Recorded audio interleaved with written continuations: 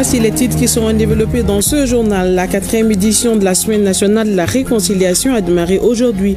Cette célébration se fera autour du thème héritage culturel, facteur de paix et de cohésion sociale dans l'espace AES. La Maison fédérale du cinéma et de l'audiovisuel au Mali vient de rendre un hommage à Mahamadou Famara Koulibaly, réalisateur et directeur de photo. L'initiative partant de l'année de la culture s'inscrit dans le cadre de la dynamique et de reconnaissance du mérite. Heureuse de vous retrouver pour le journal de 13h, mesdames et messieurs. Bonjour. Alidou Matina, bonjour. Bonjour Aïcha Baba. Alors, nous allons parler sport. Le tirage au sort du tournoi qualificatif UFOA que notre pays va bientôt abriter vient d'être effectué. Pouvez-vous nous en dire plus? Oui, le tournoi UFOA a une compétition réservée aux catégories des cadets. Il s'agit d'un tournoi sous-régional. Donc, le Mali qui va abriter cet événement majeur sous-régional cette année, du 3 octobre au 18 octobre. Et en prélude à ce tournoi, le tirage au sort était prévu ce matin dans notre pays et l'UFOA était là pour diriger ce tirage au sort et également les responsables de notre football ainsi que les autorités maliennes. Et ce tirage au sort tant attendu entre les 8 pays qui regroupent cette union. Il s'agit de l'Union des fédérations ouest africaines de football UFOA. Il s'agit du Mali, de la Guinée, du Sénégal, de la Guinée-Bissau, de la Sierra Leone, de la Gambie, du Libéria et de la Mauritanie. Donc les différentes équipes connaissent désormais leur adversaire et également leur poule. Et ce tirage au sort qui a été dirigé par deux légendes du football ouest africain. Il s'agit de notre compatriote Amadou Bass, l'ancien sauteur du Vilba Athletic Club, l'homme aux 8 buts, et également l'ancien international burkinabé Sibiri Alain Traoré, donc qui a fait l'honneur d'être là. Et ce tirage au sort qui a donné les résultats suivants. Dans le groupe A, le Mali, pays hôte, va jouer contre le Libéria, la Gambie et la Guinée-Bissau. La poule B renferme le Sénégal, la Sierra Leone, la Mauritanie et la Guinée. En tout cas, un tirage au sort équilibré au regard la composition de deux poules. La première sortie du Mali est prévue le 5 et ça sera contre le Libéria. Wow. Alors, Eldjuma, tout cela m'amène à vous retourner une autre question. Quels sont les enjeux de cette compétition réellement pour notre pays? Voilà, les enjeux de cette compétition, elles sont importants puisque en ligne de mire, il y a 2 tickets à pourvoir pour la prochaine Coupe d'Afrique des Nations au niveau des cadets. Vous le savez, depuis un certain temps, la Confédération africaine de football a changé un peu le format des éliminatoires au niveau de cette catégorie. Désormais, c'est un tournoi zonal et en ce qui nous concerne notre zone Ouest A, et il y a 2 tickets à pourvoir. Donc les 8 équipes vont lutter pour décrocher ces 2 tickets. Donc l'enjeu, il est très très important. Il faut d'abord passer l'étape des demi-finales et aller en finale. Une fois atteindre la finale, donc vous avez le ticket pour la Coupe d'Afrique des Nations des cadets. C'est-à-dire que les places vont être très très chères. 2 tickets pour 8 nations. En tout cas, Bamako, voire le Mali, est fin prêt pour abriter cette compétition. C'est une première pour le Mali, raison pour laquelle toutes les dispositions ont été mises en œuvre afin que le pays puisse relever non seulement le défi organisationnel, mais aussi monter sur la plus haute marche du podium au soir du 18 octobre prochain. Plaise à Dieu. Merci, Aridjuma. Je vous l'annonçais dans les titres, la 4e édition de la Sénat, la Semaine nationale de la réconciliation, a démarré aujourd'hui. Cette célébration se fera autour du thème héritage culturel, facteur de paix et de cohésion sociale dans l'espace AES, une façon pour les autorités de la transition de mettre en valeur notre identité culturelle en cette année de la culture. Le message du ministre de la Réconciliation, de la paix et de la cohésion nationale est un appel aux acteurs dans l'optique de promouvoir la cohésion et la cohabitation harmonieuse, la tolérance et le pardon. Batraoré nous en dit plus. L'année 2025 marque la 4e édition de la CENAR, la Semaine nationale de la réconciliation. Le thème choisi porte sur héritage culturel, facteur de paix et de cohésion sociale dans l'espace AIS. Notre richesse la plus précieuse réside dans notre diversité ethnique et culturelle. Une force monumentale qui forge l'âme de notre nation.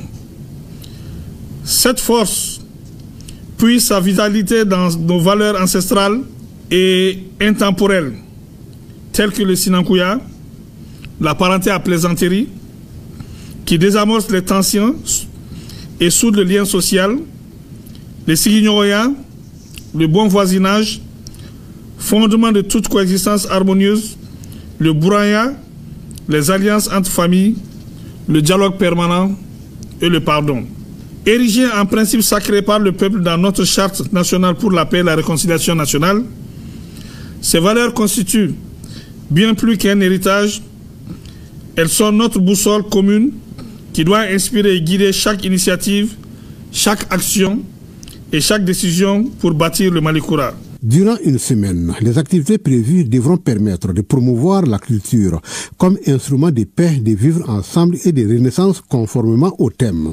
Il s'agit de mobiliser dans tous les acteurs clés, notamment les femmes et les jeunes, dans la transmission des valeurs ancestrales de paix et de dialogue permanent entre la culture pour renforcer l'intégration et la fraternité au sein de l'Alliance des États du Sahel. Au programme de cette édition, des débats citoyens sur la Charte nationale pour la paix et la réconciliation nationale, le rôle des femmes et la promotion de l'approche du développement conduit par la communauté, le DCC, mise en œuvre par le ministère de la Réconciliation nationale, des expressions artistiques et culturelles, des activités sportives, de plantation d'arbres et de remise de prix annuels pour la promotion de la paix au Mali. La Semaine nationale de réconciliation, selon le journal du corps d'armée Ousmane Ouagé, est une tribune bien indiquée pour consolider les valeurs telles que la cohabitation harmonieuse, la tolérance et le pardon.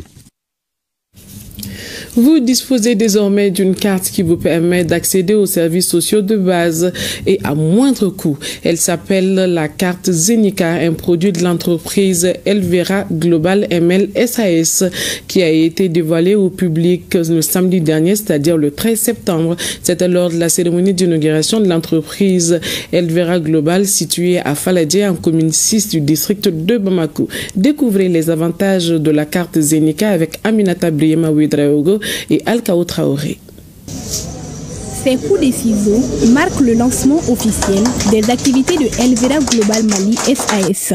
La société se donne comme objectif de faciliter l'accès à certains services sociaux de base à la population à travers son premier produit, la carte Zenica. Tous les besoins sont prioritaires, mais il y a certains besoins où tout le monde n'a pas accès à ces besoins. Et pas parce qu'ils n'ont pas les moyens, mais aussi c'est parce qu'ils ont beaucoup de charges. Donc trouver maintenant une solution pour diminuer ou pour réduire ces services-là, c'est un peu ça l'idée derrière Zenica. Ici vous avez la carte Zenica, vous avez des réductions au niveau de la santé et des réductions avec plusieurs écoles, des alimentations qui sont là, des supermarchés, des restaurants, des boulangeries et plein d'autres services au fait. Les détenteurs de la carte Zenica peuvent avoir aussi des avances sur leur salaire afin de gérer les urgences. Pour ce faire, plusieurs types de cartes sont mises à la disposition de ces clients. Vous avez la carte aujourd'hui essentielle qui est de 10 000 avec un abonnement de 1 000 francs par mois. D'où toute l'année ça fait 22 000. Et vous avez la carte premium qui est à 10 000 avec un abonnement de 2 000 francs. Et vous avez la carte élite à 10 000 avec l'abonnement à 5 000 francs. Donc maintenant les réductions diffèrent au niveau des partenaires. Nous dévoilons également la Zenica Kidis, une version spécialement conçue pour les jeunes de moins de 17 ans. Il y a aussi le service au secours, un dispositif inédit et d'assistance et de couverture d'urgence offrant un remboursement jusqu'à 150%. A signaler que la carte Zenica a été confectionnée par des Maliens sur le territoire national, démontrant ainsi la capacité des jeunes à s'adapter à l'évolution technologique auquel le monde fait face. Sa commercialisation débute le 18 septembre prochain.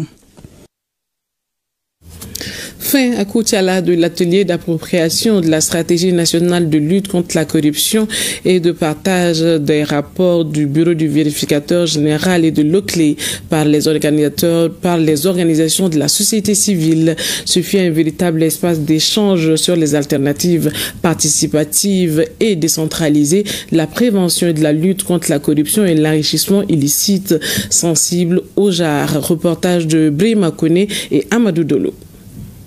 La création des démembrements du bureau du vérificateur général et de l'OCLEI dans les régions, le renforcement de la communication, la sensibilisation et la formation sur le lien entre la corruption et le genre sont entre autres recommandations de cet espace d'échange de 2 jours. La rencontre avait pour objectif de s'approprier la stratégie nationale de lutte contre la corruption et de partager les rapports des services de contrôle, notamment du bureau du vérificateur général et de l'OCLEI. C'est sensibiliser plus la population à se dresser contre la corruption, l'enrichissement illicite, des pratiques qui entravent les services sociaux des bases de développement, et qui sont les secteurs primordiaux pour la vie de la nation.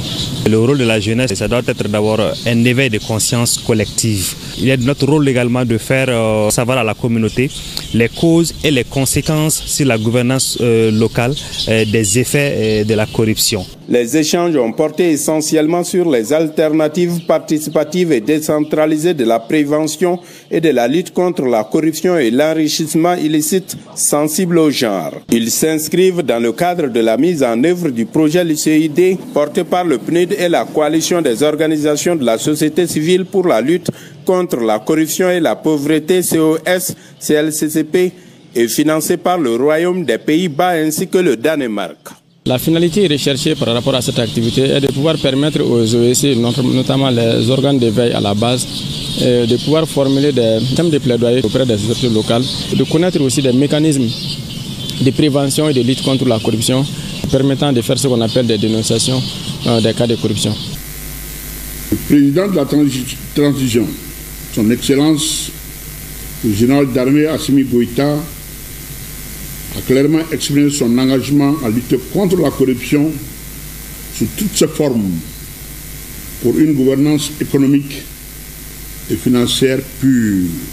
Les organisations de la société civile, les services techniques, les leaders communautaires, les organes de presse participant à cet atelier devront constituer des mécanismes de vulgarisation de la stratégie nationale de lutte contre la corruption. Le rond-point du commissariat de police de Kita a désormais un nouveau visage. Son embellissement est le fruit d'un jeune patriote, Mfali Keita, qui a fait parler son cœur. Ce joyau reflétant l'histoire de Kita a été inauguré samedi dernier en présence des autorités communales et régionales. ORTM Kita, Mahamadi Aliou, Bari. C'est une population quitoise qui est sortie nombreuse pour inaugurer le premier rond-point du commissariat. L'initiative est d'un jeune de la région de Kita. Ce monument reflète la capitale de l'arachide dans toutes ses composantes. Ce monument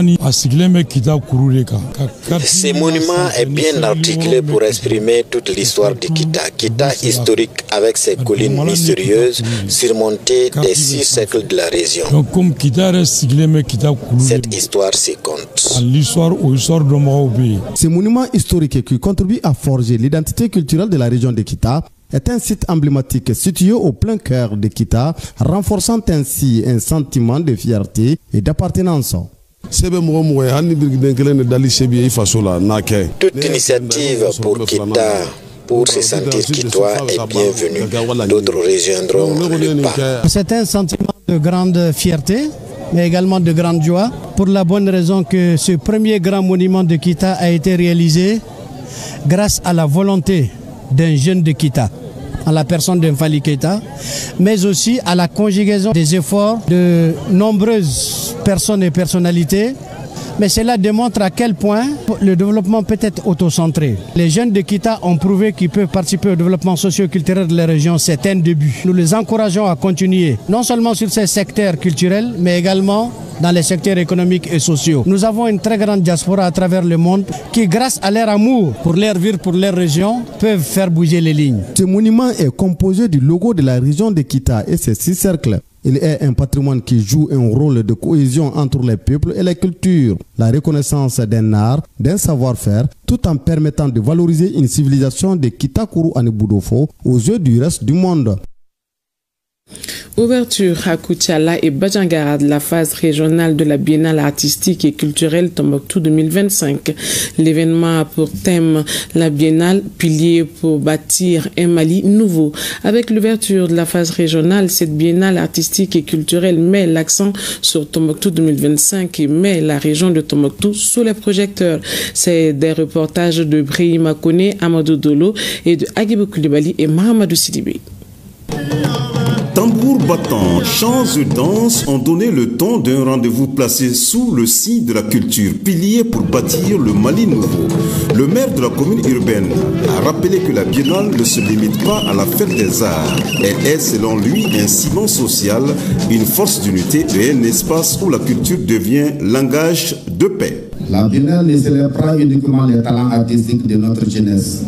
Elle incarne aussi l'espoir d'un Mali uni, apaisé et tourné vers l'avenir. En accueillant ces préparatifs, notre ville réaffirme son rôle de carrefour culturel et son engagement à promouvoir un climat de confiance et de rassemblement. Est-il besoin de rappeler que la phase régionale qui débute aujourd'hui et qui se poursuivra jusqu'au 17 septembre 2025 est l'étape décisive pour les préparatifs. Elle permettra de choisir les acteurs et actrices dans les différentes disciplines de la Biennale 2025. Et cela en vue de constituer la troupe de notre région pour l'internat de la phase nationale prévue courant novembre 2025. La cérémonie a atteint son point d'orgue avec le défilé haut en couleur des troupes venues de Badjangara, Bankas, Yalasagou, Kani, Kenye, Koro, Ningari, Sanga et Sokura.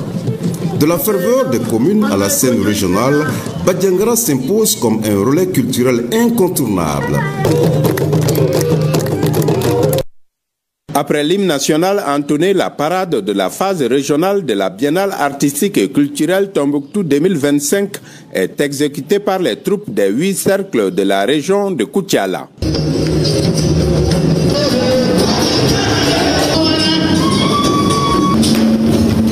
La promotion des activités culturelles et artistiques intéresse à plus d'un titre notre conseil communal. Elle confirme donc votre volonté commune d'œuvrer dans la réussite de la phase régionale de la Biennale artistique et culturelle. Cette parade marque le lancement d'une compétition qui permettra de faire un écrémage culturel et artistique dans 5 disciplines. La première discipline, c'est le théâtre. Deuxième, la danse traditionnelle. Troisième, l'ensemble instrumental. Quatrième, le chant solo. Et cinquième, ça c'est l'orchestre. Plus de 500 participants sont venus répondre à notre appel. Durant une semaine, nous allons cumuler cas par cas pour donner la troupe régionale. Cette phase régionale de la Biennale a pour thème la culture, pilier pour bâtir un Mali nouveau. À travers ce thème, la région cosmopolite de Koutiala devra revisiter les valeurs anciennes lui permettant de jouer pleinement sa partition dans le développement de notre pays. Pour la cohésion sociale, le vivre ensemble, le retour de la paix, le recours à la Biennale s'est imposé comme la seule alternative car elle est l'occasion inespérée de nous plonger dans le moule de notre savoir-être, de nous montrer les vertus de notre savoir-vivre et de nous procurer du bien-être de notre savoir-faire. Du 13 au 18 septembre 2025, la salle Zanga Koulibaly, un lieu symbolique, devra vibrer au rythme des œuvres artistiques et culturelles des melting pot résilients. Je vous l'annonçais dans les titres, la Maison fédérale du cinéma et de l'audiovisuel au Mali vient de rendre hommage à Mahamadou Famagan Koulibaly, réalisateur et directeur de photos. L'initiative partant de l'année de la culture s'inscrit dans la dynamique de reconnaissance du mérite et de partage d'expériences. La cérémonie était plutôt suivie de la diffusion de la série Pacte colonial dans le quartier Bak Djikoroni Para Flabougou. Mariam Koulibaly nous en dit plus. Plus qu'un simple acte symbolique, c'est une véritable célébration de la mémoire vivante du cinéma malien qui s'est tenue récemment à Bamako. La Maison fédérale du cinéma et de l'audiovisuel au Mali a rendu un vibrant hommage à Mamadou Famara Koulibaly, figure éminente et artisan discret mais essentiel du 7e art national. Famara a été d'un grand appui pour le cinéma malien. Bon, mais beaucoup ne le savent pas. Il a fait beaucoup, moi j'ai beaucoup fait avec lui, j'ai fait des voyages, j'ai fait beaucoup de reportages avec lui. Bon, donc je sais qui il est. Ces hommages viennent vraiment à point nommé. Nous sommes avec Mamadou Famara dans le quartier depuis des années. Il nous accompagne dans beaucoup de choses. Aujourd'hui, nous avons su davantage qui il est exactement. Par cette initiative, les autorités culturelles ont souhaité saluer un parcours exceptionnel marqué par plus de 4 décennies pour les rayonnements du cinéma et l'espace médiatique. L'événement fit empreint d'émotion et de solennité à l'image de l'homme honoré. Si j'avais été décoré par l'État, j'allais dire qu'il est venu après une reconnaissance. Mais c'est sa reconnaissance éternelle, pas éternelle qu'il a manifestée à mon égard. Et moi-même, je ne sais même pas comment je peux apprécier cette reconnaissance-là à juste valeur. C'est dans des événements populaires comme ça qu'on peut se permettre de former le maximum de gens sur la citoyenneté, sur le bienfait du travail, sur les avantages et autres choses que le salaire et autres ne donnent pas. En point d'orgue de la cérémonie, la projection de la série Le Pacte colonial, un moment fort perçu comme une exhortation à la population à soutenir activement les efforts entrepris par les nouvelles autorités dans l'espace AES. C'est la fin de ce journal. Merci de l'avoir suivi. À demain. Plaise à Dieu.